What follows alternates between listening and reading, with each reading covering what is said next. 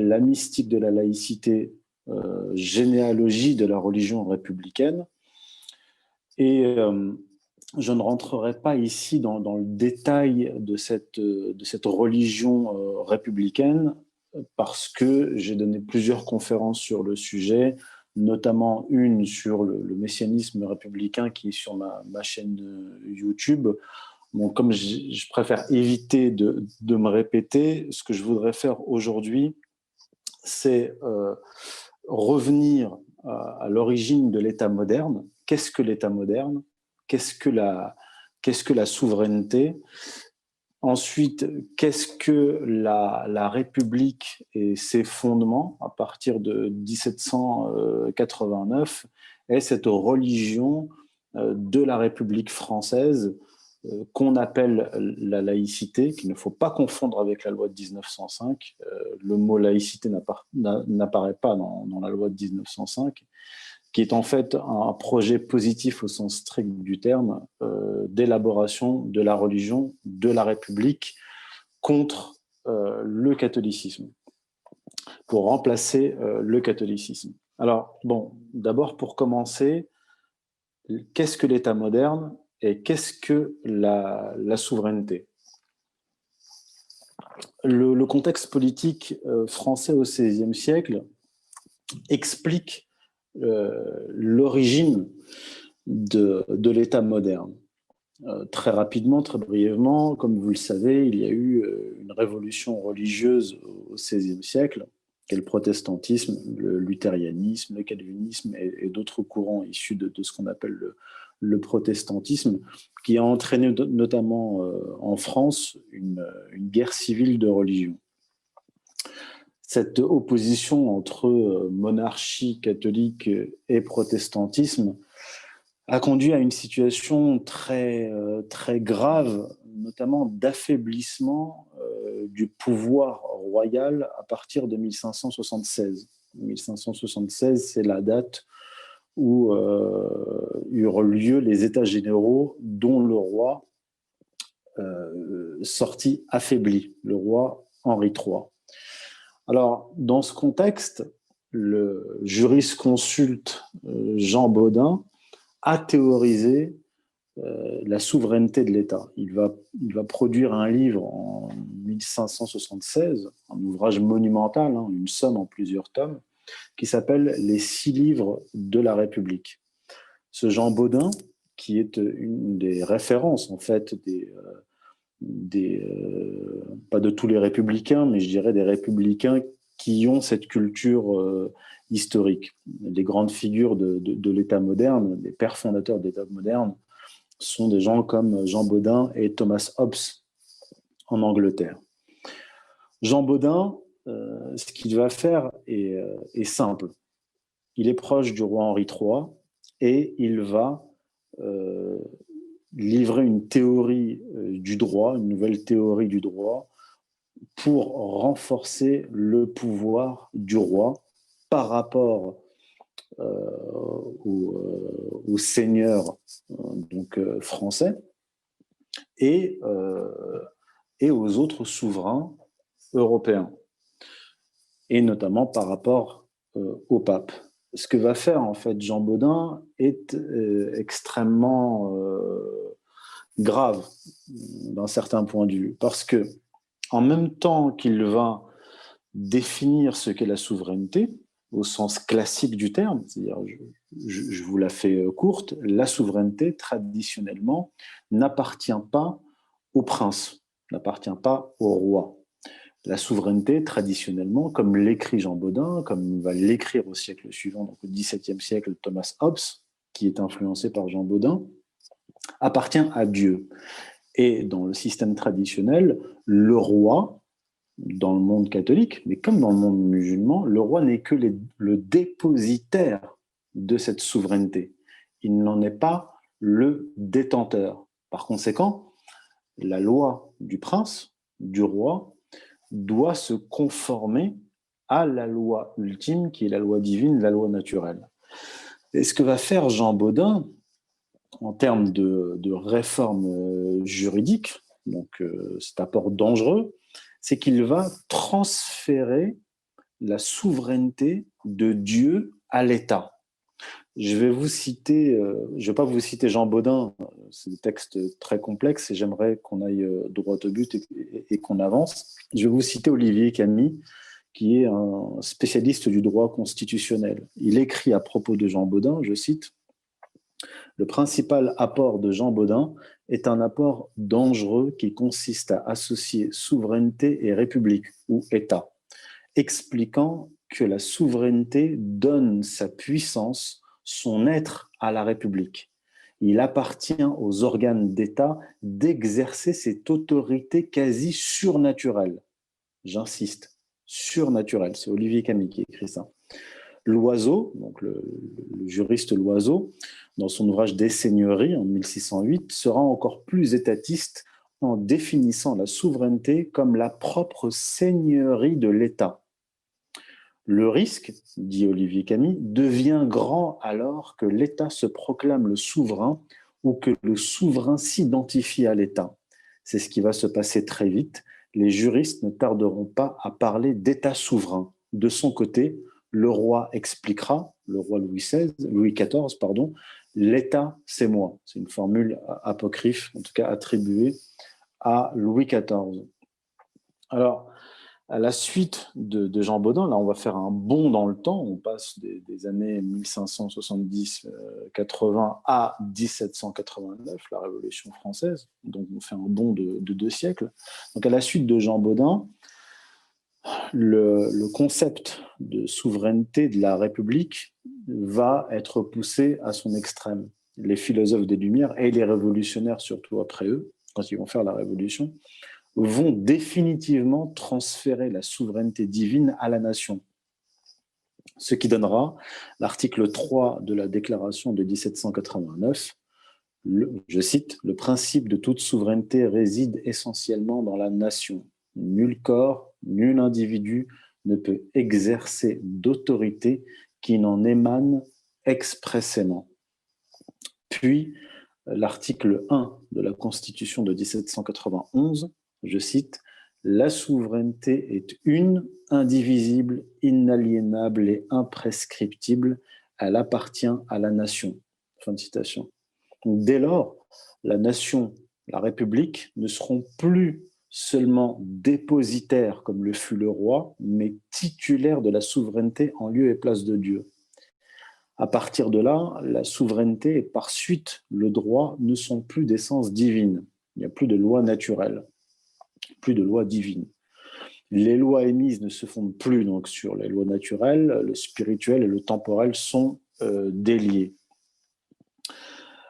Le concept moderne donc, de nation et de république souveraine renvoie à des régimes de type païen antique, à la différence que le souverain détenteur du pouvoir divin n'est pas identifié, comme dans l'Antiquité, dans certains régimes païens. Il est incarné par l'État et ses institutions.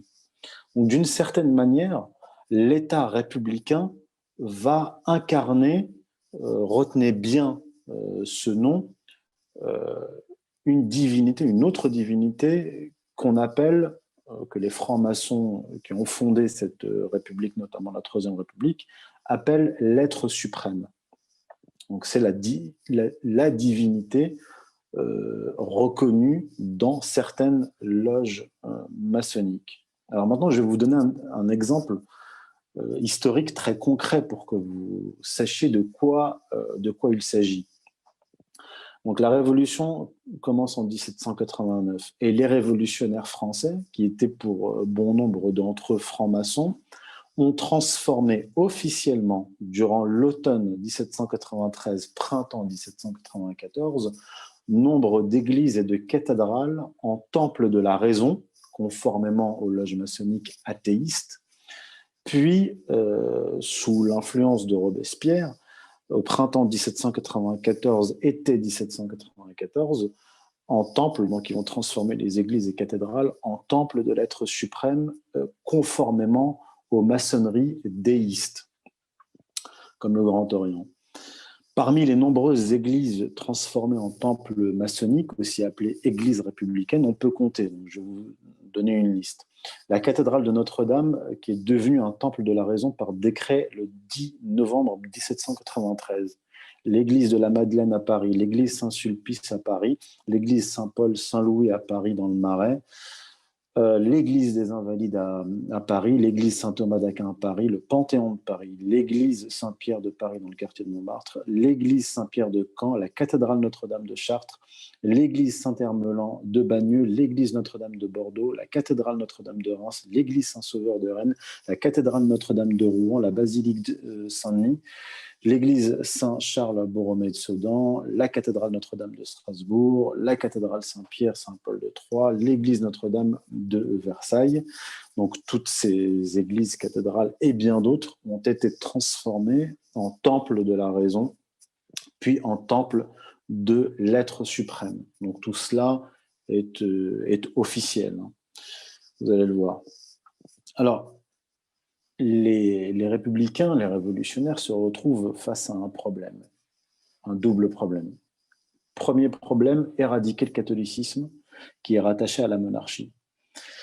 Et deuxième problème à régler, constituer une religion, comme on vient de le voir, avec cette transformation d'église, une religion qui va remplacer le catholicisme, qui structurait historiquement, sociologiquement, politiquement la France. Alors, sans entrer dans le détail, je vais vous tracer les grandes lignes de cette nouvelle religion de la République qui va commencer à s'établir dans les années 1790, plutôt pas s'établir, mais plutôt se théoriser.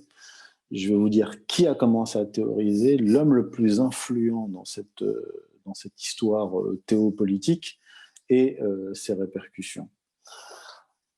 Un des hommes qui va le plus influencer ce que va devenir la religion de la République est totalement méconnu, sauf de quelques savants, historiens, spécialistes vraiment de la question. Mais vous ne trouverez son nom quasiment nulle part.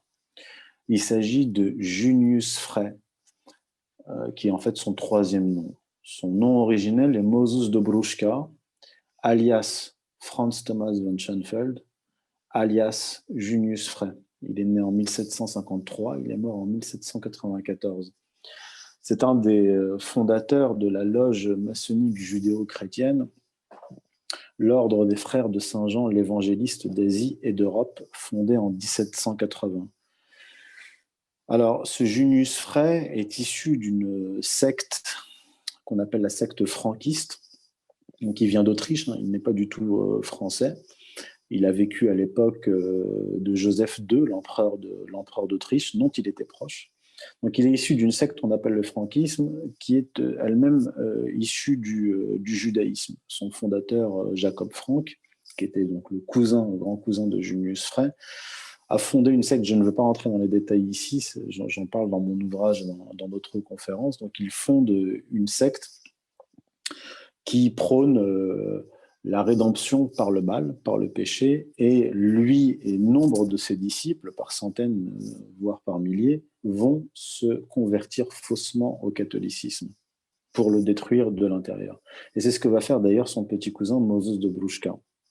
Il se convertit au catholicisme, il est anobli, donc il vient d'une grande famille bourgeoise, il est anobli par Joseph II, c'est là qu'il va prendre le nom de Franz Thomas von Schoenfeld.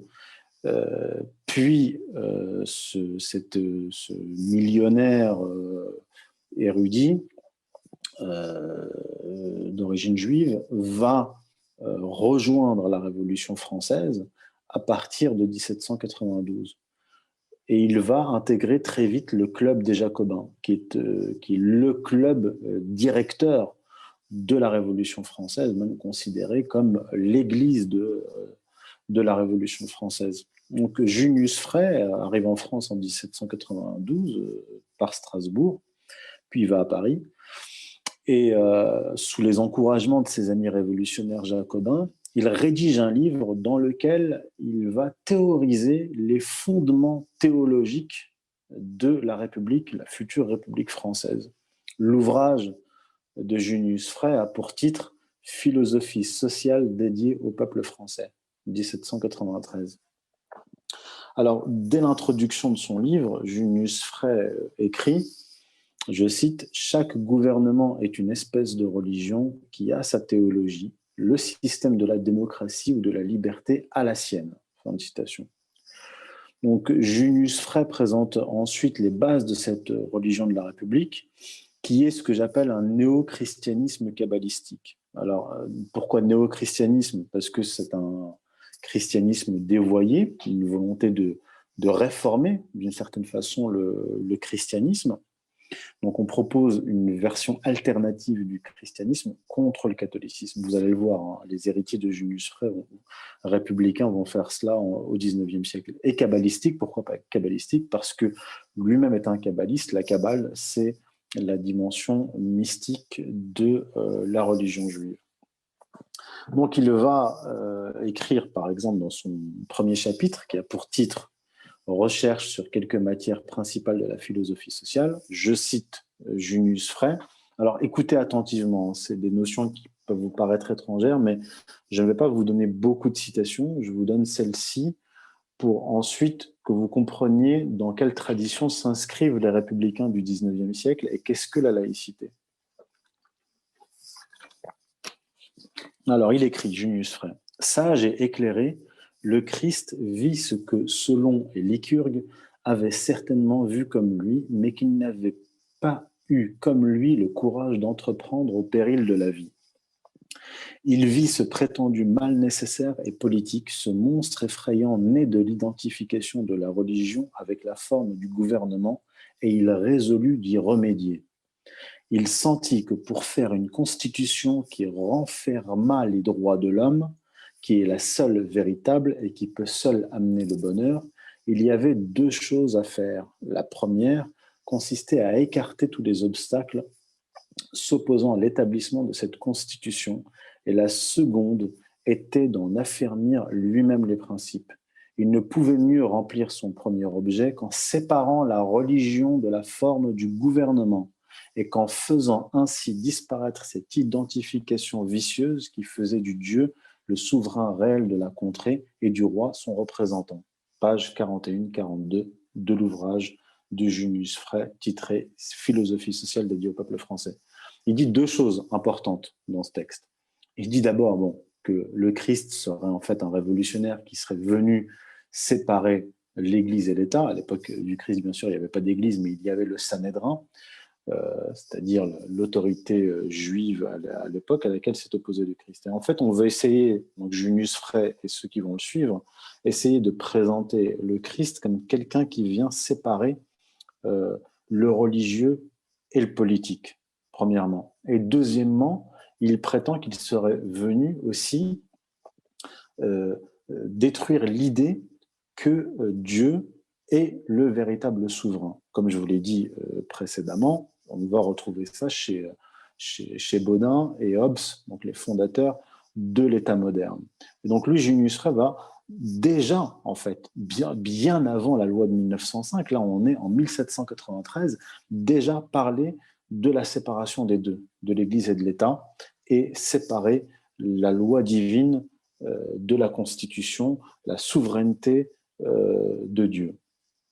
Et quelques pages plus loin, il écrit encore « Le Christ révolutionnaire et second martyr de la saine raison, crucifié par les prêtres juifs et le prêteur romain, comme désorganisateur de l'astucieuse théocratie des païens et de Moïse. » Fin de citation. Donc on voit dans ces passages l'idée que le Christ aurait eu pour projet politique l'instauration des droits de l'homme et l'idée reprise par les républicains selon laquelle la véritable religion du Christ serait une religion anticléricale et antimonarchique, puisque Jésus s'est opposé au Sanhédrin, aux pharisiens, le clergé de son temps, assimilé dans la pensée de Junius Frey à l'Église catholique. Par conséquent, le combat de l'Église contre l'Église serait en quelque sorte la continuation du combat de Jésus contre les pharisiens.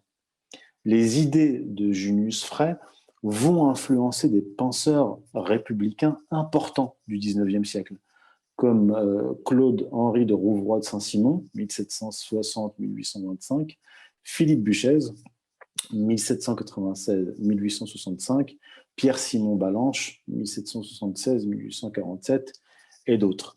Donc là, je viens d'évoquer la première étape de cette histoire religieuse de la République. La deuxième étape, le deuxième temps, c'est le remplacement du catholicisme par la religion républicaine. L'historien et politologue René Raymond, qui est né en 1918, mort en 2007, explique que, je cite, écoutez bien, l'anticléricalisme, c'est-à-dire le combat contre l'Église, l'anticléricalisme n'était ni une dictature opportune, ni une manœuvre ingénieuse. C'était une cause digne de sacrifice, presque une foi, sinon une religion. Fin de citation. La première moitié du XIXe siècle, durant laquelle ces républicains chercheront à faire de ce néo-christianisme la religion du régime, s'achèvera après l'échec de la révolution de 1848, qui donnera naissance à une éphémère Deuxième République. La Deuxième République dure 4 ans, 1848-1852. Edgar Quinet, alors Edgar Quinet, très important, retenez bien ce nom, Edgar Quinet, 1803-1875, initia la franc-maçonnerie en 1848, aura une forte influence sur Jules Ferry, vous en avez tous entendu parler, et Ferdinand Buisson. Vous n'en avez peut-être jamais entendu parler, mais Ferdinand Buisson est celui qui va faire la loi de 1905 de séparation des églises et de l'État.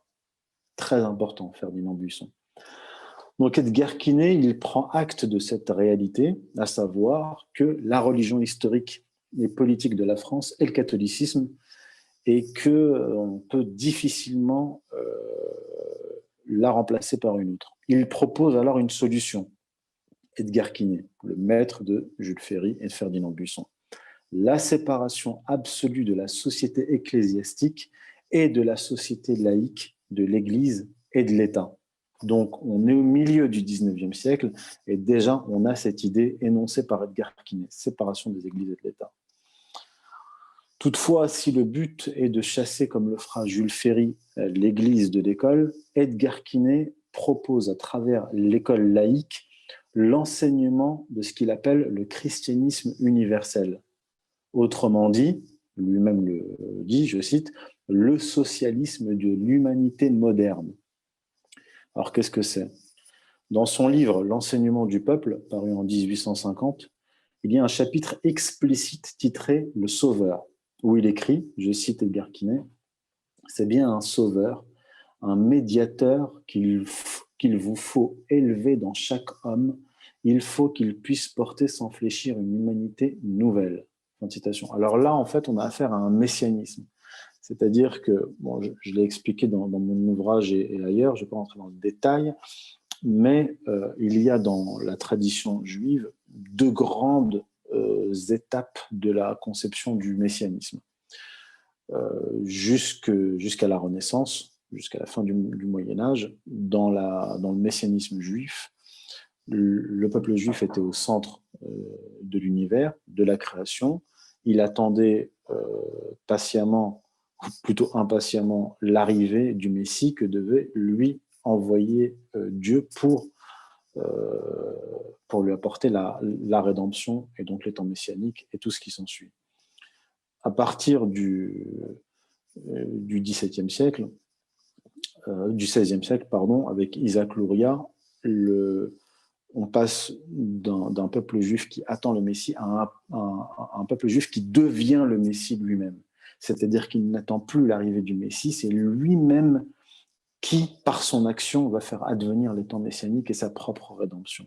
Et donc cette idée-là va passer par un certain nombre de médiations, de sectes, de groupes, de penseurs, jusqu'à arriver là, dans les milieux républicains et même dans les milieux socialistes. Parce que dans le socialisme, dans le marxisme notamment, il y a l'idée que le peuple messie, c'est le prolétariat, et donc qui va faire advenir la dictature du prolétariat par une lutte des classes. Et bien là, c'est la même chose, mais version républicaine. C'est-à-dire que les républicains ont cette idée messianique, portée notamment par Edgar Quinet, de faire des républicains, des petits Français qui passent par l'école, une sorte de messie collectif pour faire advenir des temps messianiques. Donc on est toujours dans cette même structure mentale et historique. Alors celui qui parachèvera cette religion de la République est, comme je vous l'ai dit, le disciple d'Edgar Quinet, Ferdinand Buisson. Alors Ferdinand Buisson, 1841-1932, fut le cofondateur et président de la Ligue des droits de l'homme, le président de la Ligue de l'enseignement, le directeur de l'enseignement primaire sous la présidence de Jules Ferry, et en 1905, le président de la commission parlementaire chargée de la séparation des églises et de l'État. Donc, sous couvert d'un protestantisme réformé, donc lui, Ferdinand Buisson, était protestant, mais il n'était pas luthérien ou calviniste. Il prônait un protestantisme réformé, ouvert. Buisson va promouvoir cette religion composée par ses prédécesseurs, notamment Edgar Quinet, et qui va trouver ses racines chez Junius Frey. Il s'inscrit donc de cette façon dans cette lignée de penseurs républicains prétendant révéler le véritable christianisme en abattant le catholicisme considéré comme une hérésie. Ainsi, Ferdinand Buisson écrit, je cite Ferdinand Buisson, « Par de longs siècles d'absolutisme, l'Église a façonné les esprits à ne plus pouvoir comprendre ni la religion sans le dogme, ni le dogme sans le prêtre, ni le prêtre sans le pape. » Fin de citation. L'œuvre donc des républicains consistera à pervertir les fondations spirituelles et politiques de la France et par là pervertir sa vocation universelle. Parce que ce qu'ils vont faire, c'est que, il faut savoir que le mot catholicisme signifie universel. Et dans l'histoire de l'Europe, la nation, la principale nation qui va répandre le catholicisme, ou plutôt le catholicisme va se répandre à partir de la France. Les révolutionnaires, eux, républicains, qui connaissent bien cette histoire-là, vont vouloir réutiliser la France comme cette espèce de canal religieux pour diffuser, et on va le voir notamment avec les guerres révolutionnaires, diffuser les droits de l'homme et la révolution en Europe et ailleurs dans le monde. Et d'ailleurs, c'est ce qu'il affirme clairement, Ferdinand Buisson, lorsqu'il écrit que la France est la nation croyante qui continue sous la forme moderne, sous la forme progressiste et socialiste au sens large du mot, son rôle séculaire d'initiatrice des idées, de prophète de la liberté, de soldat de Dieu et de l'humanité. Fin de citation. Ça, c'est dans son ouvrage Le devoir présent de la jeunesse, bureau de la revue Bleu 1899, page 26. La citation précédente, c'est L'Instituteur et la République, Paris 1909, page 9. Et la citation d'Edgar Quinet, c'est L'enseignement du peuple, 1850, page 150. Dans son projet d'établissement de ce néo-christianisme kabbalistique, comme je l'appelle, qui commence avec la fondation d'une église ouverte à tous, croyants, athées, rationalistes, protestants, Ferdinand Buisson est soutenu par Jules Michelet, historien, vous avez déjà entendu parler de lui, Edgar Quinet et Victor Hugo. Et Ferdinand Buisson va annoncer à Victor Hugo, dans une lettre du 10 juillet 1869, qu'il veut créer, je cite, une vaste franc-maçonnerie au grand jour. Cet extrait de cette lettre est rapporté par Vincent Payon dans son livre Une religion pour la République, 2010, page 178. Vincent Payon est un chercheur spécialiste de la laïcité et il a été notamment, vous le savez, ministre de l'Éducation nationale sous François Hollande. Vincent Payon est aussi quelqu'un qui milite pour cette religion de la République, raison pour laquelle son livre s'appelle « Une religion pour la République », paru en 2010. Alors maintenant, on va passer à l'étape suivante, à savoir, enfin toujours dans la même séquence historique, la guerre de la Troisième République contre l'Église catholique. Et la loi de 1905, c'est sous la Troisième République. Jules Ferry, c'est la Troisième République. Ferdinand Buisson, c'est la Troisième République. Alors, la Troisième République est instaurée en 1870 et va s'attaquer de façon très virulente au catholicisme et aux congrégations catholiques. Alors, Le 29 mars 1880, le gouvernement de la Troisième République prend 2 décrets. Écoutez bien, hein, parce que ça nous concerne aussi aujourd'hui, dans une moindre mesure. Le premier donne un délai de 3 mois aux jésuites pour se dissoudre et fermer leurs établissements. Le second oblige les congrégations non autorisées à demander leur légalisation dans le même délai. Les jésuites ayant décidé de rester dans leurs établissements en sont expulsés violemment. Vous pouvez même trouver des photos où vous voyez les forces de l'ordre traîner par terre des prêtres, des prélats en soutane. Et donc l'application du second texte entraîne des fermetures et des expulsions. La loi Waldeck-Rousseau du 1er juillet 1901 sur les associations donne à l'État le pouvoir d'autoriser la création d'un établissement, de dissoudre ou de fermer un établissement par décret et de dissoudre leurs biens, en gros de confisquer leurs biens. Sous le gouvernement d'Émile Combes, l'Assemblée nationale rejette en bloc les demandes d'autorisation déposées par des congrégations. Donc là, il s'agit vraiment de détruire le catholicisme. La loi du 4 décembre 1902 crée le délit de congrégation non autorisée. La loi Combes du 7 juillet 1904 interdit aux congrégations d'enseigner et leur fixe un délai de 10 ans pour fermer leurs établissements. Une autorisation exclusive est accordée à la formation des personnes qui enseigneront à l'étranger ou dans des colonies. Cette loi édicte également l'expulsion et la confiscation des biens des congrégations non autorisées. Et on en arrive ensuite, là on est en 1904, on en arrive ensuite à la loi de 1905. Alors, la loi de 1905, ce n'est pas la laïcité. La laïcité est souvent assimilée, à tort, je vous l'ai dit au début, à la loi de 1905 de séparation des églises et de l'État. Cette loi, qui fait suite à l'action de Jules Ferry consistant à chasser l'église de l'école, comme le préconisait le maître de Jules Ferry de Buisson, Edgar Quinet, avait pour objectif d'en finir avec le catholicisme qui s'était consolidé tout au long du XIXe siècle dans certaines régions en France. Donc c'est une réaction des républicains en guerre contre le catholicisme, contre le catholicisme qui s'était renforcé durant le XIXe siècle.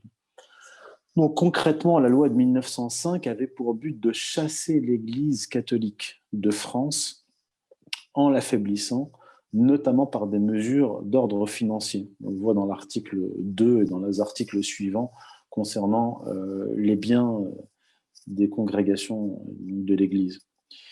Et particulièrement par la confiscation de ces biens qui a déjà commencé précédemment, comme je vous l'ai dit. Donc la loi de 1905 est une arme anticatholique et non pas l'incarnation juridique d'une neutralité religieuse.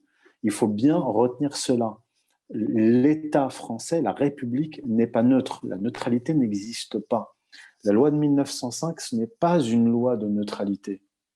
C'est une loi de combat contre l'Église qui s'était renforcée. C'est ça, la loi de 1905. Il n'y a pas de neutralité puisque, comme je vous l'ai dit, les tenants de la République sont majoritairement donc, soit des francs-maçons, soit d'ailleurs des protestants en guerre contre le catholicisme. Et Ferdinand de Buisson lui-même, je vous l'ai dit, est un protestant réformé qui défend cette religion de l'humanité nouvelle, chère à Edgar Quinet, qui tire ses racines dans la Kabbale, comme je vous l'ai dit. Donc il n'y a pas de neutralité. On a affaire à des gens qui ont une vision du monde, qui ont une religion, méconnus certes, mais qui en ont une et qui combattent une autre religion. La neutralité n'existe pas. Le principal donc, artisan de cette loi de 1905, je vous l'ai dit, Ferdinand Buisson, défendait lui-même une religion occulte appelée à remplacer le catholicisme. D'ailleurs, Jules Ferry dira « Nous avons promis la neutralité religieuse, nous n'avons pas promis la neutralité philosophique, pas plus que la neutralité politique. » Donc en fait, ce qu'il dit, Jules Ferry, c'est que nous vous avons menti. On vous a promis la neutralité religieuse, mais pas philosophique. Et en fait, les deux mots peuvent s'interchanger dans l'idée de Jules Ferry et des républicains maçons. Donc, Jules Ferry, la référence, c'est Discours et opinions, 1893-1898, réédité par Hachette, 2013, tome 4, page 353, cité dans Jean-Marie Mayer, La question laïque, 19e-20e siècle, page 58, et par Vincent Payon, Une religion pour la République, page 193. Donc, Vincent Payon, encore lui, qui a été ministre de l'Éducation nationale, je vous l'ai dit, de 2012 à 2014, affirme à la suite de Jules Ferry que la neutralité de l'État ne saurait être une réalité. Il dit, je cite Vincent Payon, « Face à du positif, il faut du positif. La laïcité est du positif, pas du neutre. La République laïque n'est pas neutre. Elle est offensive, conquérante. Elle l'est d'autant plus qu'elle se situe dans un champ historique et politique où elle sait qu'elle a des ennemis, qu'elle est contestée et fragile, que les retours en arrière sont toujours possibles, que la neutralité n'existe pas et est donc impossible. » Fin de citation. Ça, il faut que ça soit bien clair. Alors, maintenant, on en arrive à la dernière partie de mon propos, c'est la République contre l'islam. La République a vaincu le catholicisme. Entre-temps, une nouvelle religion est apparue en France, l'islam, et il s'agit d'abattre cette autre orthodoxie. La République, comme le disait d'ailleurs Vincent Payon, combat toutes les orthodoxies. Enfin, non, pas toutes les orthodoxies. L'orthodoxie catholique, l'orthodoxie musulmane, mais pas l'orthodoxie juive, qui a un statut bien particulier, mais ce n'est pas le sujet aujourd'hui. Peut-être pendant les questions-réponses, je pourrais vous répondre à une question sur la relation entre judaïsme et République.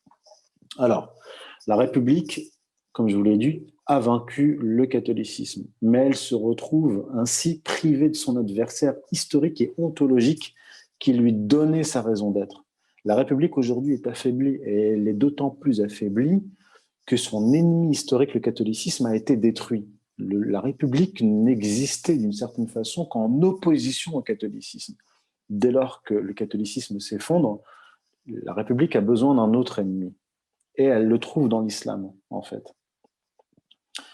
D'autant plus affaiblie la République que d'après un sondage IFOP réalisé en février 2019, je cite le sondage, le résultat du sondage, pour 67% des Français, l'utilisation des termes de République et de valeurs républicaines par les politiques ne les touche et ne leur parle pas vraiment, car ces termes ont été trop utilisés et ont perdu leur force et leur sens. Fin de citation.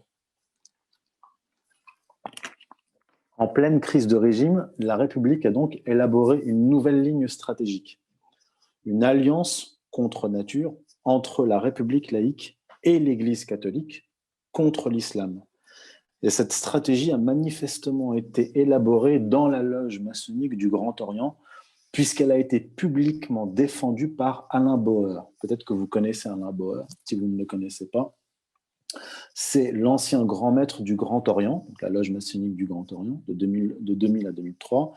Il est descendant de familles juives de l'Est, émigrées en France.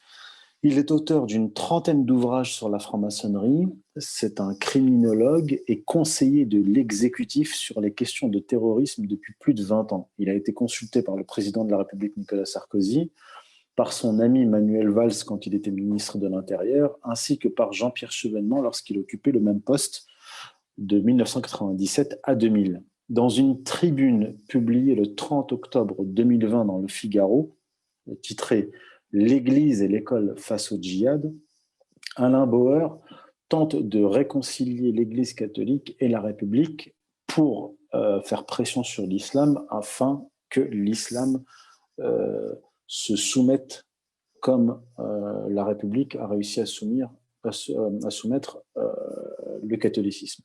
Je cite Alain Bauer, donc Le Figaro, 30 octobre 2020. Je cite Alain Bauer. Au nom d'une juste laïcité qui ne peut se limiter à une neutralité molle, à une objectivation inutile, qui ne peut se résoudre à devenir une simple excuse à l'ignorance des sources des histoires nationales, il convient de revenir sur le terrain d'une dynamique laïque et républicaine, respectueuse des croyantes et des croyants, mais imposant ce qui est l'élément fondateur des valeurs indispensables à faire nation. On ne cessera jamais de rappeler que je cite toujours Alain Bauer, hein, on ne cessera jamais de rappeler que la Déclaration des droits de 1789 fut votée, imprimée et diffusée en présence et sous les auspices de l'être suprême. Fin de citation. Donc, il s'agit de faire à l'islam aujourd'hui ce que la République a fait au catholicisme hier. Je cite encore toujours le même texte dans le Figaro d'Alain Bauer. Je cite Alain Bauer. Depuis 1905, la République a longtemps trouvé les moyens de convaincre les religions de s'adapter à ses valeurs. Elle ne l'a pas fait la main tremblante ou la peur au ventre. Elle l'a fait sur le terrain de la loi et sur le terrain de l'école. C'est le moment de l'islam en France de choisir de devenir l'islam de France. Fin de citation. Donc les religieux républicains, parce qu'il s'agit de religieux républicains, on appellerait ça des républicanistes, les religieux républicains ne tolèrent l'existence d'aucune orthodoxie en dehors de l'orthodoxie juive. Raison pour laquelle ils veulent remodeler l'islam comme ils ont remodelé le catholicisme. Toujours Alain Bauer, donc toujours, revendique cette religion républicaine dont je vous ai parlé, au cas où certains d'entre vous auraient un doute sur cette religion de la République. Donc le 25 septembre 2020, sur CNews, lors d'un débat avec Éric Zemmour, Alain Bauer a confirmé que, je cite Alain Bauer, 25 septembre 2020 sur CNews, la religion progressiste des Lumières est la religion de la République. Je l'ai écrit. J'ai même expliqué que le Grand Orient, la loge maçonnique, est l'église de la République. C'est la boîte à outils de la République et c'est la religion de la République. Fin de citation. Donc Alain Bauer, qui est, je dirais, un des membres de l'État profond en France, et le Grand Orient, qui est donc l'église de la République, comme il le dit, élabore la stratégie, et quelqu'un comme Éric Zemmour, qui est un salarié en fait, un employé, s'en fait le porte-parole, le héros. Zemmour donc, a déclaré le 29 octobre 2020 sur CNews, il reprend, vous allez voir, la stratégie de Bauer. Donc Zemmour sur CNews à la suite d'Alain Bauer dit « Il faut que les gens de cette tradition catholique et les gens de la tradition des Lumières jusqu'à la tradition de Charlie, tout ça c'est le versant révolutionnaire, laïcard, athée, s'allient. Il faut que l'on retrouve nos fondamentaux. Les islamistes eux-mêmes nous ramènent à ces fondamentaux. C'est le paradoxe fou de cette histoire. » Fin de citation. Donc en fait, ce que propose Alain Bauer et ce qu'essaie d'exécuter Éric Zemmour, c'est une alliance contre nature entre d'un côté le catholicisme et la République qui a persécuté pendant plus de 2 siècles le catholicisme contre l'islam, pour que l'islam fasse son aggiornamento, c'est-à-dire sa mise à jour, sa soumission à la modernité et à la République. Sauf que cela ne fonctionne pas. Les archevêques à qui on a demandé s'ils étaient du côté de Charlie par rapport aux caricatures, aux blasphèmes, etc., plusieurs archevêques, je le cite dans mon article qui s'appelle La nation française à la question musulmane sur le site strategica.fr, j'en cite plusieurs, 3, hein, 2 archevêques, un de Perpignan, je crois, de Toulouse, et un ancien aumônier des armées françaises, s'opposent à ces caricatures, s'opposent à ce blasphème, puisqu'ils en sont eux aussi victimes avec les musulmans. Voilà, j'ai terminé, je vous remercie. Maintenant, j'attends vos questions. Barakallahu fik, Akhi Youssef, ça a été très informatif. Mashallah. Donc là, on va passer à l'étape des questions. Donc j'avais déjà une question écrite, mais je ne sais pas si je l'annonce tout de suite parce qu'elle est un peu hors sujet. Mais on va laisser le public poser des questions. Bismillah. Levez les mains. La main. Levez les mains.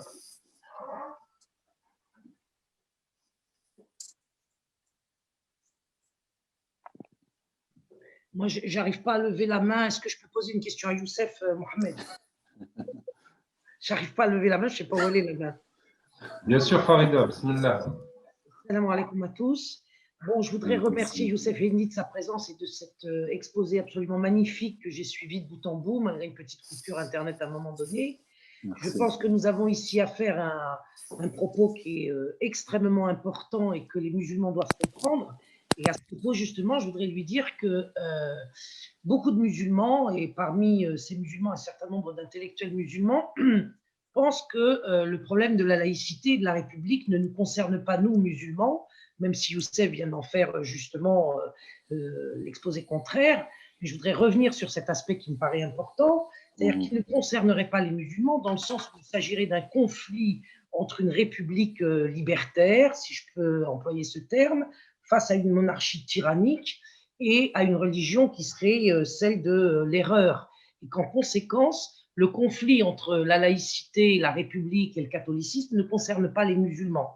Or, je voudrais que Youssef puisse revenir là-dessus en nous expliquant bien en quoi, en fait, si on parlait en termes généraux, on pourrait dire que la République est contre la religion et que la laïcité, comme il l'a si bien démontré, est la religion de la République qui ne supporte aucune autre religion et qu'en conséquence, nous n'avons absolument pas affaire ici à un espace neutre où nous pourrions, nous, trouver notre place dans le privé, étant entendu qu'il n'y a pas de religion qui puisse survivre au confinement dans le privé, comme nous le savons, et comme le catholicisme en a été l'exemple.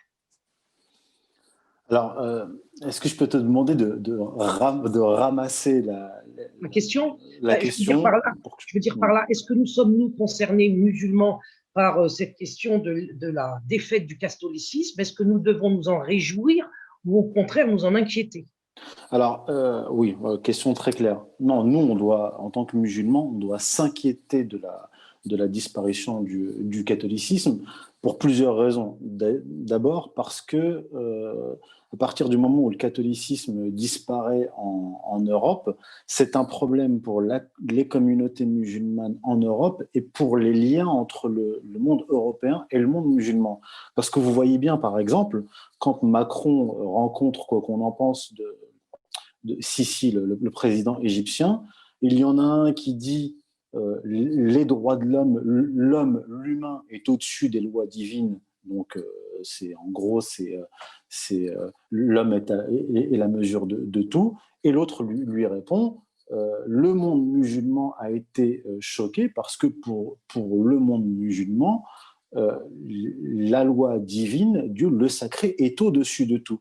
Donc à partir du moment où le catholicisme disparaît et qu'il est remplacé par cette espèce de religion composite, postmoderne, progressiste, où tout est autorisé, tant qu'on ne touche pas bien sûr le pouvoir, on n'a plus de pont, on ne parle plus le même langage, on ne peut plus communiquer en fait. Et quand on parle de choc, et en fait ça produit un choc des civilisations, mais pas un choc des civilisations tel qu'il nous l'est présenté par les pro-israéliens, les néoconservateurs comme Éric Zemmour. On nous parle d'un choc entre chrétienté et islam. En fait, non. Le choc des civilisations est entre la modernité qui détruit les valeurs traditionnelles et le sacré et toutes les religions traditionnelles. Vous voyez ? Donc, il y a pour nous un véritable problème de disparition du catholicisme puisqu'on ne peut plus communiquer avec... en tant que musulman, on n'a plus d'interlocuteurs qui partagent les mêmes valeurs et avec qui on peut discuter à partir d'un dénominateur commun. Donc, c'est un véritable problème. Et là, cette question de Farid Abelgoul me permet de revenir sur le concept de souveraineté et d'état moderne tel que défini par Hobbes et Baudin. Hobbes et Baudin, donc fondateur, théoricien, père de l'État moderne, nous disent qu'au-dessus de tout, il y a la loi de Dieu et la loi naturelle et que les lois du souverain doivent se conformer à ces lois-là. Je vais vous citer Jean Baudin. Il dit, Jean Baudin, « Les contrats et testaments des particuliers ne peuvent déroger aux ordonnances des magistrats, ni les édits des magistrats aux coutumes, ni les coutumes aux lois générales d'un prince souverain. Aussi, les lois des princes souverains ne peuvent altérer ni changer les lois de Dieu et de nature, car comme il l'écrit par ailleurs, Baudin, il faut que la loi du prince soit faite au modèle de la loi de Dieu. Si véritablement les républicains veulent revenir au père fondateur de l'État moderne, il faut que les musulmans les prennent au mot. Et en fait, on doit partir de leurs référents. Leurs référents, ce sont des gens comme Baudin et Thomas Hobbes qui ont défini le principe de souveraineté, le concept de souveraineté traditionnelle et l'État moderne. Et dire, voilà, nous, on peut avoir un socle commun à partir du moment où on reconnaît un certain nombre de valeurs, ce qu'on peut appeler les lois de Dieu, mais pour un non-croyant, ça peut être les lois de nature. Elles sont inaltérables parce qu'elles correspondent à une histoire, à une anthropologie, à une sociologie et à une certaine définition de la psychologie humaine. Et à partir de là, on peut faire société. Mais celui qui vous dit que les lois de la République, c'est-à-dire arbitraires, n'importe quel législateur arrive, en fonction de la période et du contexte, va produire des lois qui sont conformes à des valeurs nouvelles. Donc, il y a impossibilité de faire société dans ce cas-là. Et aujourd'hui, on voit que la République n'est même plus reconnue par la majorité des Français, qui n'arrivent plus à faire société avec les catholiques et qui n'arrivent plus à faire société avec les musulmans. J'espère que j'ai répondu. Impec, barakallahu fik, akhi Youssef. J'ai une autre question. Alors là, j'ai le frère Youssef M qui lève la main. Je vais lui débloquer son micro. Salam alaikum, akhi Youssef. Salam alaikum. Alaikum salam, rahmatullah. Alaikum salam. Barakallahu fik pour cette intervention très enrichissante. Juste une question. Si on suit toute cette description, on arrive presque à penser que la religion de la République, c'est la laïcité, et que tous ceux qui se revendiquent de la République, ils sont dans ce cas-là. Mais alors, que dire de ceux qui sont à l'Observatoire de la laïcité, de Jean Bobéro, d'un certain nombre de personnalités qui, eux, défendent une conception de la neutralité, d'une vraie neutralité. J'ai bien compris. Ouais. Bon, j'ai bien compris la question. Très bonne question. Je vais prendre l'exemple de Jean Bobéro. Jean Bobéro, lui, il ne se réfère pas à Ferdinand Buisson. Il ne se réfère pas vraiment à Jules Ferry. Il ne se réfère pas à Edgar Quinet. Bobéro se réfère à Aristide Briand. Or, Aristide Briand, à l'époque de la loi de 1905, n'était pas un dissident, mais il était opposé à Combes et il était opposé à Ferdinand Buisson. Il était opposé à cette conception de la laïcité de Ferdinand Buisson et de Combes, qui était dans un combat. Parce que lui, ce que disait Aristide Briand, c'est « vous êtes en train, vous les républicains, de prendre la place de l'Église catholique, c'est-à-dire vous voulez légiférer, vous mêler du culte catholique alors que vous n'en êtes pas vous-même. » Donc, il pointait du doigt ce qui, de son point de vue, était une dérive. Mais le problème, c'est que ceux qui ont gagné, c'est ceux qui appartiennent à cette tradition, Quinet, Buisson, etc. Et Bobéro, qui a, je trouve, hein, de mon point de vue, il n'est pas croyant, il se dit laïque, athée, etc. Mais il a une vision plutôt saine, mais c'est une vision idéale. C'est-à-dire que lui, il prône la neutralité, un peu comme, justement, comme Aristide Briand à l'époque. Or, la neutralité n'existe pas. Et ça, par exemple, un philosophe comme Jean-Claude Michat l'a très bien démontré dans ses travaux, notamment dans un ouvrage qui s'appelle L'Empire du moindre mal. La neutralité n'existe pas. C'est impossible. Donc, en fait, le vœu de Jean Bobéro est un vœu pieux. C'est-à-dire que Jean Bobéro, lui, il est bien conscient de cette histoire. Il le dit à demi-mot quand il dit oui, quand la laïcité devient une sorte de philosophie sociale, elle devient une religion. Donc, il le sait, il sait que ça existe. Simplement, lui, il se il se place dans la continuité d'Aristide Briand, qui fait partie en fait des perdants de l'histoire, lui et Jaurès, parce que ceux qui ont réussi à imposer leur vue, c'est ceux de la tradition maçonnique, anticatholique et religieuse anti-catholique, alors que les autres étaient des athées, mais pour une neutralité qui, je le répète, n'existe pas. Vous n'avez pas d'état neutre.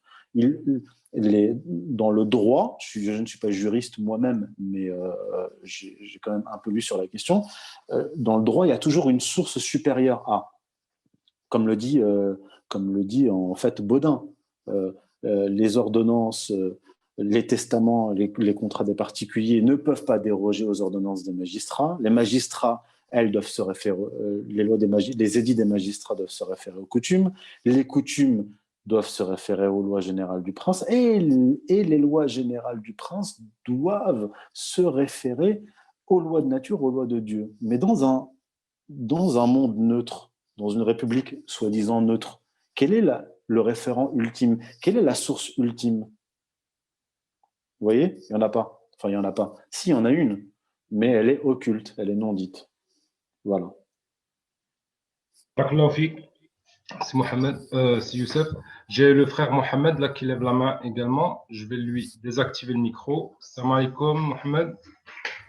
Tu peux désactiver ton micro. Mohamed. Bon, c'est bon. Est-ce que vous m'entendez? Oui, salam alaikum, Mohamed. On t'entend très bien. Oui, alaikum salam. Très bien. Oui, merci d'abord à l'intervenant, M. Hindé, pour ce formidable narration et en même temps explication des tenants et des aboutissants de la question de la laïcité. Néanmoins, il me semble que pour un petit peu, peut-être dans le prolongement de cette réflexion, on ne peut pas peut-être économiser le fait que la laïcité, à l'origine, elle est un aboutissement de la réflexion à partir de la Renaissance et qui est dit à la réflexion et à la rationalité donc des musulmans en contact avec ce processus d'émancipation qui s'est apparu depuis l'Andalousie et qui a trouvé donc son point d'achoppement ici en Occident par rapport à l'intolérance et au dogme donc des catholicismes. Et dans ce sens-là, les soutènements idéologiques qui ont abouti à la loi de 1905 sont deux postulats. Un postulat qui veut se substituer à toute la religion, donc une idéologie, telle qu'on la trouve chez Ferdinand Buisson, Gilles Ferry, etc. Et une autre qui est très virulente vis-à-vis justement des dogmes et de l'intolérance des catholicismes et qu'on trouve chez Émile Combes et le reste. Cependant, il me semble que pour l'islam, c'est assez problématique.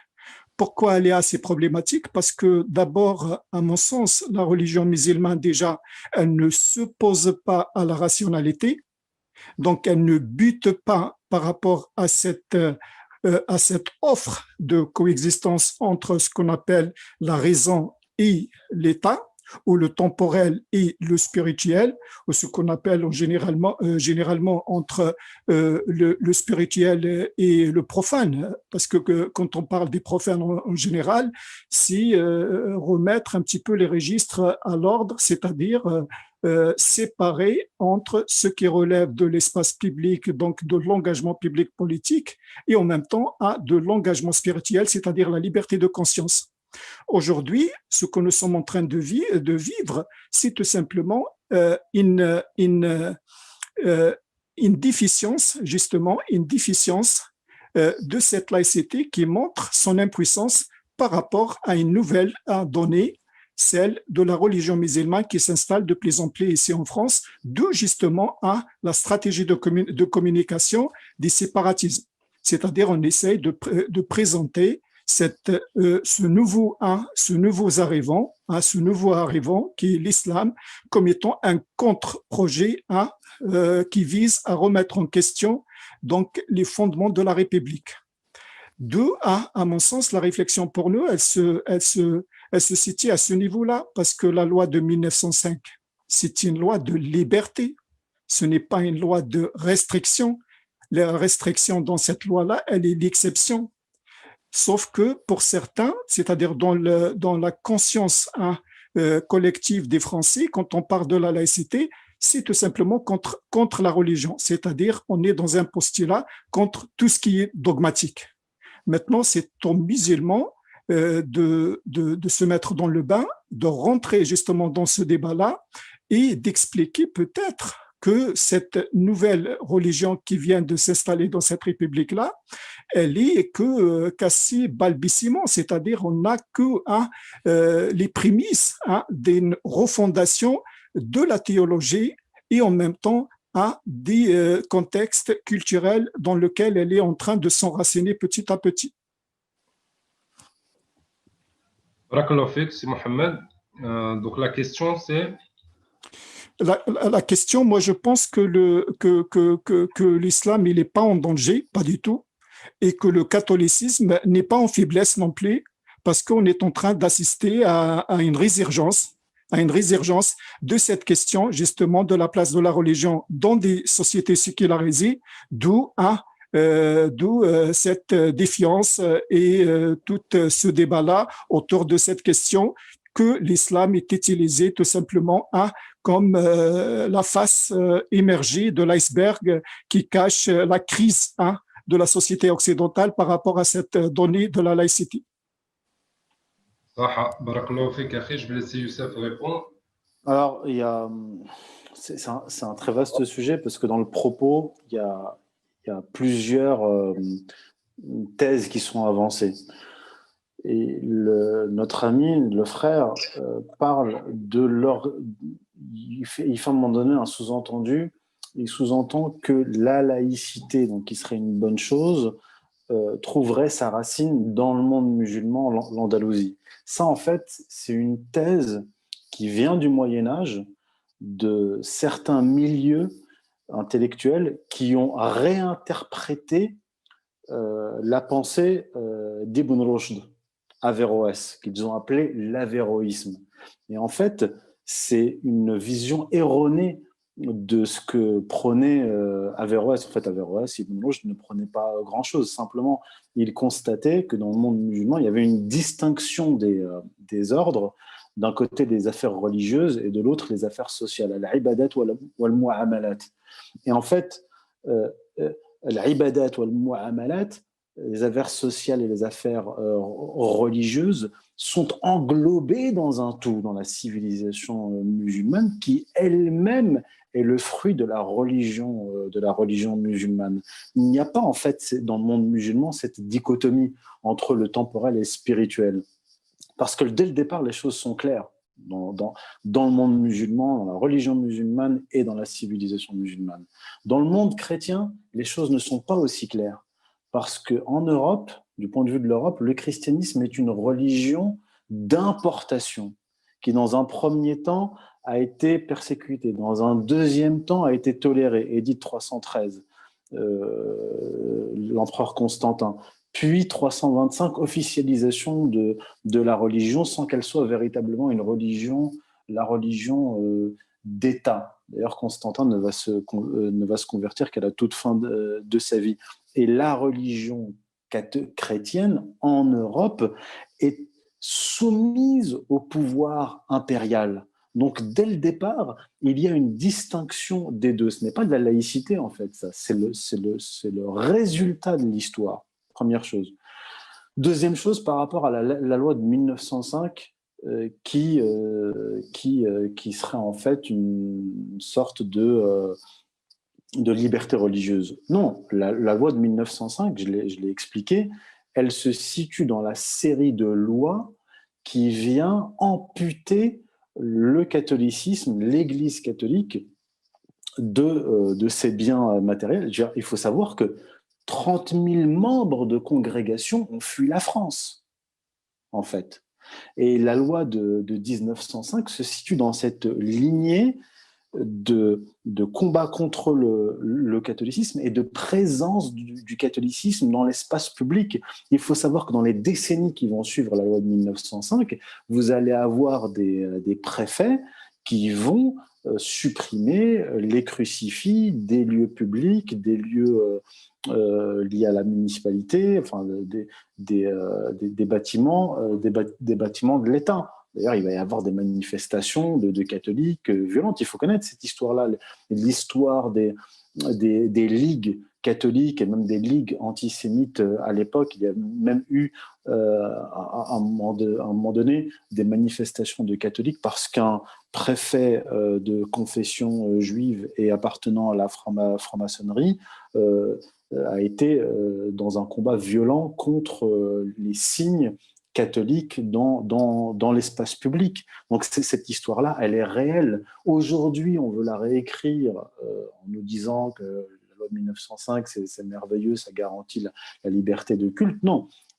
D'un côté, les protestants et les juifs n'étaient pas opposés à la loi de 1905, bien au contraire, hein, parce que d'ailleurs, autour d'Aristide Briand, il y avait 2 conseillers, un était protestant, l'autre était juif. Pour eux, ça ne posait pas de problème, puisque ni le protestantisme, ni le judaïsme n'étaient la religion traditionnelle de la France et la religion de l'État. Il faut bien comprendre que la loi de 1905 ne s'attaque pas à une religion étrangère, elle s'attaque à la religion traditionnelle de l'État sociologiquement, sur le plan sociologique, anthropologique de la France. Vous voyez, on est dans un combat.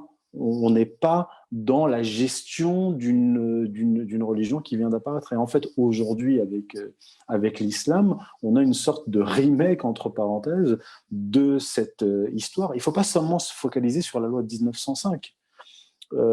Il faut avoir une vision de longue durée.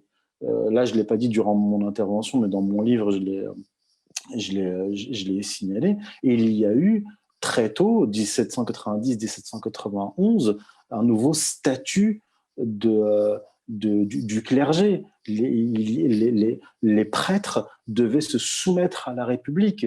Sinon, ils ne pouvaient pas exercer. Il fallait qu'ils acceptent de se soumettre à la République anti-catholique pour pouvoir exercer leur sacerdoce. Comment dire ? Alors aujourd'hui, avec l'islam, l'islam a un autre statut que le catholicisme. Mais en fait, l'islam en France a un autre handicap, c'est-à-dire que les républicains gèrent aujourd'hui l'islam comme ils ont géré le catholicisme, c'est-à-dire dans un combat, mais aussi de type colonial. C'est une gestion anti-religieuse, mais aussi de type colonial, parce que même si effectivement la République a combattu le catholicisme, la République, du moins dans sa version Troisième République début du XXe siècle, n'allait pas se mêler du culte lui-même, de la théologie plutôt catholique.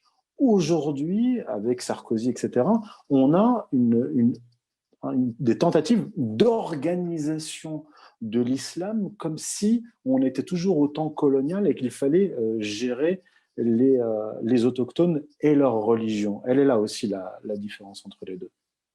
J'espère que j'ai répondu. Oui, tu as été très clair, frère Youssef. Justement, par rapport à ça, il y a la sœur Sabah, c'est ça. Je vais lui désactiver le micro parce qu'elle a levé la main. Salam alaikum.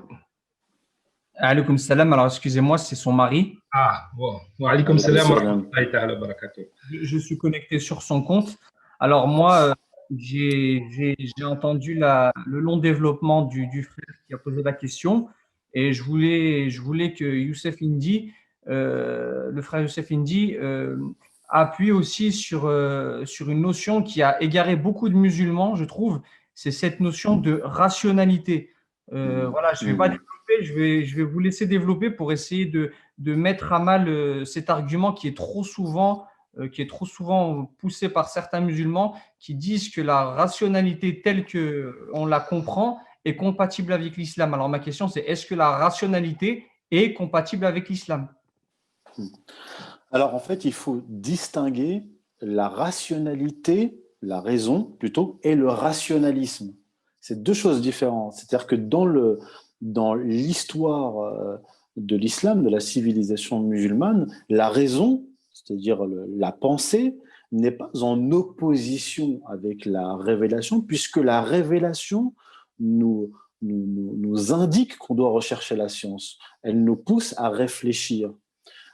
Alors que le rationalisme, lui, qu'on peut aussi appeler le positivisme, se distingue de la religion et il dit qu'en fait, la science est opposée à la religion. Or, la science n'est pas opposée à la religion, même dans l'histoire de l'Europe chrétienne, parce que le frère précédent nous disait il y a l'Andalousie, tout l'héritage, etc., qui va apparaître à la Renaissance. C'est vrai, c'est faux. Qui est-ce qui a transmis les textes, les grandes études scientifiques et autres du monde musulman en arabe à l'Europe de la Renaissance, aux savants de la Renaissance qui étaient des profanes? Ce sont des moines. Ce sont des moines qui, notamment en Espagne, apprenaient l'arabe pour pouvoir traduire de l'arabe au latin les textes musulmans. Et ensuite, des gens comme notamment Descartes vont avoir accès à des textes scientifiques musulmans écrits originellement en arabe, en latin et traduits encore en français, etc. Et que cette science va se développer, entre guillemets, durant la Renaissance. Mais en fait, tout était déjà là au Moyen-Âge, vous voyez. Et les moines, eux, n'étaient pas dans cette dichotomie. Ils ne se disaient pas « je ne vais pas rechercher la science parce que ça s'opposerait au catholicisme ou au dogme catholique ». Ça, ce sont ce sont des fables, disons-le clairement, parce que la période du Moyen-Âge, même dans le monde chrétien, a été très riche sur le plan intellectuel, notamment, effectivement, dans son rapport au monde musulman. Donc oui, il faut insister dessus. En islam, dans la tradition musulmane, il n'y a pas de rationalisme. Il y a le développement de la réflexion, de la raison, de la recherche de la science, parce que c'est le Coran lui-même qui nous y invite et qui nous l'ordonne. C'est pour ça qu'il y a eu une ébullition intellectuelle incroyable dans les premiers siècles de l'islam, pas parce que c'était des rationalistes, au contraire, c'était des religieux, c'était des gens qui croyaient, et ils ont recherché la science parce qu'ils avaient la foi, parce qu'ils croyaient et parce qu'ils s'inscrivaient dans un monde civilisationnel qui était religieux. Et il n'y a pas de civilisation sans religion. Toutes les grandes civilisations se sont développées à partir de la religion. Donc il faut faire attention à cette réécriture de l'histoire. Voilà. Youssef. Alors, je vais prendre un petit peu les questions écrites parce que j'ai reçu pas mal de messages. Donc là, comme ça fait, on va faire le débat et en même temps, je vais te poser les questions. Donc là, alors si je peux alors, il y avait une question juste avant. Assalamu alaikum. Pourquoi le judaïsme aurait un statut particulier au sein de la République? D'accord, donc ça, c'est une première question. Il y a une personne qui vient compléter derrière. Si je peux me permettre de compléter la dernière question, y a-t-il un lien avec le sionisme? Voilà, ça, c'est les questions écrites. Oui, alors, le judaïsme n'a pas un statut particulier parce que dès la Révolution française, et même avant la Révolution française, il va y avoir un mouvement d'émancipation en Allemagne et en France qui va émanciper les Juifs de façon progressive. Et les Juifs sont déjà présents, en fait, à l'époque, et ils vont faire, entre guillemets, du lobbying, parce qu'il y a déjà des Juifs qui sont haut placés, notamment dans les milieux... je dirais pas politique, mais ils ont déjà des représentants députés entre guillemets et ils ont une puissance économique et financière. Donc ils vont commencer à connaître une émancipation à partir de la Révolution. Il va y avoir la reconnaissance de la citoyenneté juive. Et en fait, à partir de là, ils vont être pleinement français. ici on parle de l'histoire de l'Algérie. Dès le début de la Troisième République, il va y avoir donc, le ministre de la Justice de l'époque, Crémieux, qui était lui-même juif, va donner la pleine citoyenneté française aux juifs d'Algérie, alors que les musulmans algériens n'y ont pas accès. Donc en fait, dès le début de la Révolution française et de l'histoire républicaine, vous allez avoir une sorte pas de préférence, mais les juifs vont être choyés par la République, alors que précédemment, sous l'Ancien Régime, ils connaissaient périodiquement des périodes d'expulsion pour des questions économiques, de pratique de l'usure, etc. Donc, dès l'origine, la République, la Révolution française va être plutôt favorable aux Juifs. C'est d'ailleurs pour cela que dans les synagogues en France, il y a régulièrement des prières juives pour la République, en faveur de la République. Quelqu'un comme par exemple Vincent Payon, que je vous ai cité, est un républicain, laïcard, favorable à la religion de la République, anticatholique, virulent. Quand il était ministre de l'Éducation nationale, il proposait de revenir, d'ailleurs à l'époque de Jules Ferry, où on enseignait une morale républicaine. Mais lui-même, Vincent Payon, est un juif orthodoxe, c'est-à-dire que c'est quelqu'un qui s'est marié 2 fois, mais 2 fois avec une juive, donc on n'a pas affaire à quelqu'un qui est assimilé universaliste, qui a fêté la bar mitzvah de son fils dans une synagogue de la Victoire, où il est, comme on dit, monté à la Torah, c'est-à-dire qu'il est monté avec les téphilines, et il a lu la Torah pour la bar mitzvah de son fils, et il a une fille d'ailleurs qu'il a envoyée, quand il était ministre de l'Éducation nationale, travailler à l'ambassade de France en Israël. Donc cette histoire n'a pas de lien direct avec le sionisme, puisque le sionisme tel qu'on le connaît est né plus tard, après la Révolution française. Mais si vous lisez par exemple des passages du livre d'Anacharsis Clootz, qui était un révolutionnaire français d'origine prussienne, dans son livre La République universelle, il rend hommage, il le dit, aux Juifs, à nos frères hébreux qui nous ont aidés, qui ont financé la guerre révolutionnaire, donc les républicains. Donc, dès le départ, il y a, sans parler de Junius Frey dont je vous ai parlé, qui appartient à une secte déviante du judaïsme et qui va influencer a posteriori la religion de la République française. J'ai répondu? Oui, impeccable. Barakallahu fik. Oui, Donc, maintenant, on va prendre la question du frère Wassil. Je vais lui désactiver le micro. Salam alaikum, frère Wassil. Wa alaikum salam wa rahmatullahi wa barakatuh. Assalamu alaikum, mon frère. Alaikum salam, frère. Alors, Mohamed m'avait dit que tu étais d'une certaine manière spécialiste de l'eschatologie,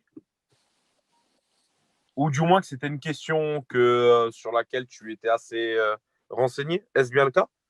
Alors là, on parle de l'eschatologie du judaïsme. On parle du messianisme juif. Donc, en fait, j'avais une question qui concernait la question du Mahdi. Et sur ça, je préfère poser le cadre avant de poser une question à laquelle tu ne souhaiterais peut-être pas répondre. Donc je le précise, moi je travaille sur l'eschatologie du point de vue du judaïsme, c'est-à-dire le messianisme juif et comment le messianisme juif, dans sa vision de l'histoire, va influencer des idéologies modernes, la politique et la géopolitique. Je ne suis pas un spécialiste du ilm akhiruz zaman, c'est-à-dire la science. Voilà, je suis pas un spécialiste de l'eschatologie musulmane, même si je la connais et que je l'ai étudiée, c'est pas mon domaine. Voilà. Alors, je vais quand même poser la question parce que je pense malgré tout que tu pourrais y répondre. D'accord. En fait, avant tout, je sais pertinemment que actuellement la question du Mahdi fait débat au sein de la communauté musulmane.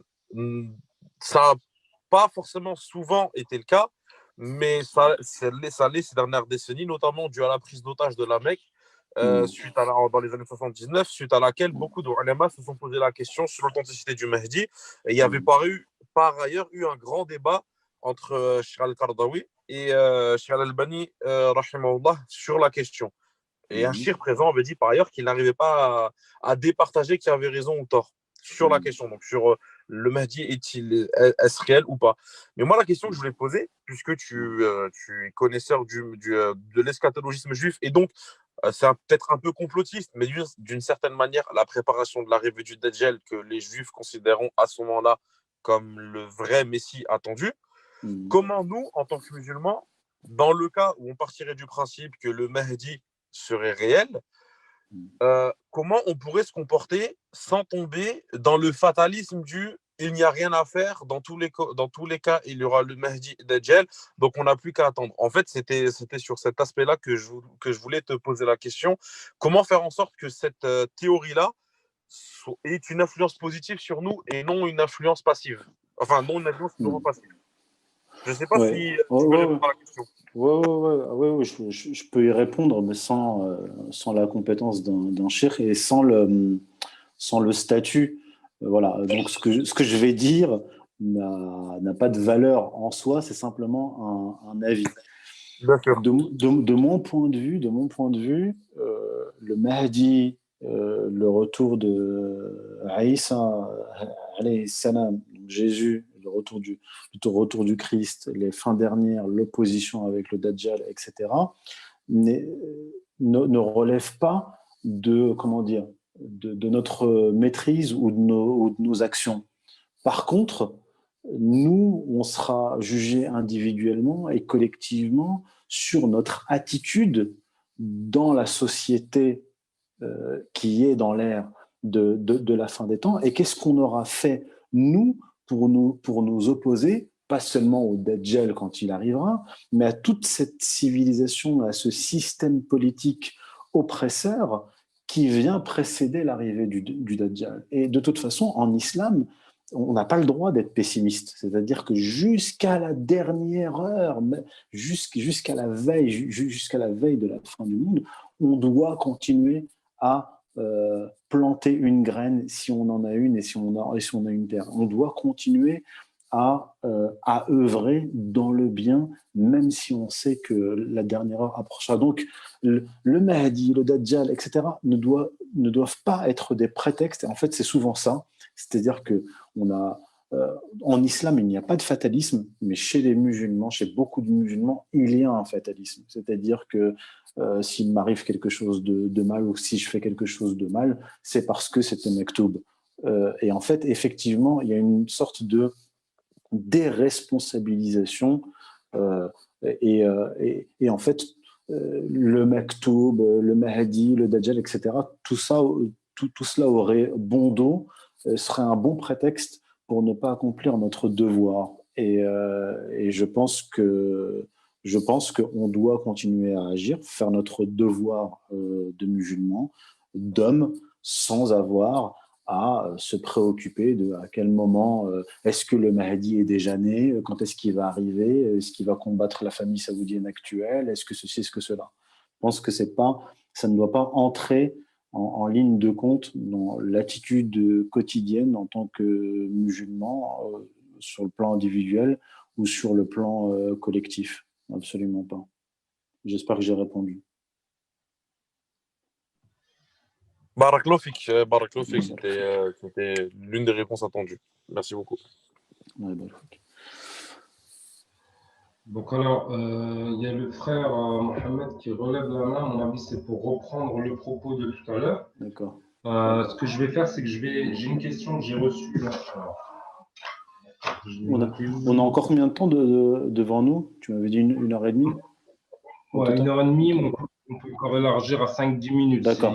Ok. Comme ça, on va terminer. Mohamed, excusez-moi, Mohamed, j'aimerais que Youssef, s'il veut bien, revienne sur cette notion qu'il a évoquée tout à l'heure et qui me paraît fondamentale et qui est inconnue aux musulmans, qui est celle de la rédemption par le mal. Est-ce que Youssef, tu peux revenir là-dessus? Parce que je pense que nos auditeurs, par exemple, peuvent ne pas avoir souligné cette information que tu as donnée tout à l'heure. Oui, alors, attends, je vais lui poser vite fait la question, parce que c'est quelque chose qui revient par rapport à la thématique. Donc, alors, c'est lié à la thématique. C'est-à-dire que Oui, oui, la je te réduction reprends par juste. le mal, la laïcité, la République, je voulais savoir si Youssef pouvait nous en faire le lien. Je te reprends juste derrière. D'accord. Alors, on a bien compris ce qu'est la laïcité aujourd'hui. L'État gère ou veut gérer l'islam. Que pensez-vous de la charte du CFCM qui me paraît grotesque? Merci. Voilà, c'est ça la question. Alors, j'ai pas lu la charte du CFCM, donc je préfère pas me prononcer dessus. Je l'ai pas lu. Je l'ai pas Pas lu. bien. Non. Ok, donc on va reprendre la sœur Farida. Si. Oui, moi j'ai juste une question Ouais. très courte, c'est que tout à l'heure, Youssef nous a parlé de Julius Frey, qui a fondé une secte dont l'activité se fondait sur la rédemption par le mal. C'est une notion qui me paraît extrêmement importante, dont il a souvent parlé, mais dont je ne sais pas si on la connaît bien ici. Et je voudrais qu'il nous fasse le lien entre cette notion de la rédemption par le mal avec la République et la laïcité. Alors, le lien entre rédemption par le mal et laïcité et république va être un peu difficile à établir, mais par contre, je peux revenir sur l'origine de ce concept. C'est un concept qui vient d'une tendance du judaïsme, la Kabbale, qui a vraiment éclaté à partir de Sabbatai Tzvi, donc un kabbaliste, donc un faux messie, quelqu'un qui s'est présenté comme le messie, en 1666, c'est-à-dire au XVIIe siècle, en Turquie. Donc c'était un juif de Turquie, kabbaliste, qui était un messie autoproclamé. Et lui, il défendait l'idée de la rédemption par le péché, c'est-à-dire que c'est en violant les lois de la Torah que nous ferons advenir la rédemption, c'est-à-dire les temps messianiques. Alors beaucoup d'historiens attribuent ce concept à Sabbatai Tzvi. Or, il y a un traité kabbalistique du début du XVIe siècle, 1500, qui date de 1500, dans lequel il est dit qu'à la fin des temps, le diable se transformera en ange de sainteté et que tout le mal deviendra bien. Voilà, le mal se convertira en bien. Et donc, ce traité kabbalistique va se diffuser, c'est-à-dire qu'il va influencer certaines vues à l'intérieur même des courants du judaïsme kabbalistique, jusqu'à un point extrême, c'est-à-dire qu'on ne va pas seulement attendre la fin des temps où le mal va devenir le bien, on va faire en sorte, avec cette idée d'accélération du temps, de hâter les temps messianiques, de faire le plus de mal possible pour que adviennent rapidement les temps messianiques. Donc ça va véritablement connaître un essor avec Sabbatai Tzvi, donc ce qu'on va appeler le sabbataïsme, et qui va être repris et accentué par Jacob Frank, le grand cousin de Julius Frey, en Pologne, qui va se présenter lui aussi comme un messie, comme la réincarnation de Sabbatai Tzvi, et qui va dire qu'il faut, à son tour, répandre le mal sur terre pour faire advenir les temps messianiques. Alors, le lien avec la République est complexe parce que eux, les sabbato-franquistes, donc secte à laquelle appartient Junius Frey, le fondateur c'est son grand cousin, mais Junius Frey devait en prendre la direction après Jacob Frank, ce qu'il n'a pas fait. Cette secte donc était nihiliste, c'est-à-dire qu'elle voulait effectivement répandre le mal et la destruction, c'est-à-dire l'anomie, la disparition des lois, la destruction des lois. Mais quand la Révolution française va apparaître, les franquistes, pas seulement Junius Frey, les autres franquistes, un certain nombre, vont voir la Révolution française comme la fameuse catastrophe annoncée, une des catastrophes annoncées par le messianisme juif, et qui annonce donc les temps messianiques. Et donc, le sabbato-franquisme nihiliste, anomiste, au contact des idées des Lumières et de la Révolution française, va devenir un progressisme. Ils vont, en quelque sorte, changer de vue.